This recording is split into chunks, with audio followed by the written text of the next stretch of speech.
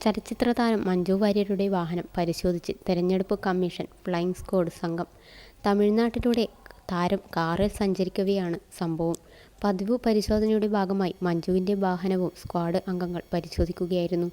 റോഡിൽ മഞ്ജുവിനെ കണ്ടതോടെ ആരാധകർ സെൽഫിയെടുക്കാൻ വാഹനത്തിനടുത്തേക്കുമെത്തി. ഇതിൻ്റെ ദൃശ്യങ്ങൾ സോഷ്യൽ മീഡിയയിൽ പ്രചരിക്കുന്നുണ്ട്. ചിദംബരം തിരുച്ചിറപ്പള്ളി റോഡിൽ ലാൽഗുഡിക്ക് സമീപത്തായിരുന്നു മഞ്ജു വാര്യരുടെ വാഹനം തടഞ്ഞ് പരിശോധിച്ചത്. വാഹനത്തിനുള്ളിൽ ചലച്ചിത്ര താരമാണെന്ന് കണ്ടതോടെ മറ്റു വാഹനങ്ങളിലുണ്ടായിരുന്നവർ സെൽഫിയെടുക്കാനെത്തുകയായിരുന്നു. പരിശോധനയ്ക്ക് ശേഷം മഞ്ജു വാര്യർ യാത്ര തുടർന്നു. തെരഞ്ഞെടുപ്പ് അടുത്തതോടെ ഫ്ലൈയിങ് സ്ക്വാഡ് പരിശോധന കർശനമാക്കിയിട്ടുണ്ട്. കനിമൊഴി എംപിയുടെ വാഹനവും തൂത്തുക്കുടിയിൽ ഫ്ലൈയിങ് സ്ക്വാഡ് പരിശോധിച്ചിരുന്നു. പാർലമെന്റ് തെരഞ്ഞെടുപ്പിൻ്റെ ഒന്നാം ഘട്ടമായ ഏപ്രിൽ 19-നാണ് തമിഴ്നാട്ടിൽ വോട്ടെടുപ്പ്. അതിനിടെ തെരഞ്ഞെടുപ്പിൻ്റെ ഭാഗമായുള്ള പ്രത്യേക പരിശോധനയിൽ കേരളത്തിൽ കഴിഞ്ഞ ദിവസം പണം പിടികൂടിയിരുന്നു. അനധികൃതമായി കൊണ്ടുപോവുകയായിരുന്ന 2 ലക്ഷം രൂപ കോഴിക്കോടാണ് പിടികൂടിയത്.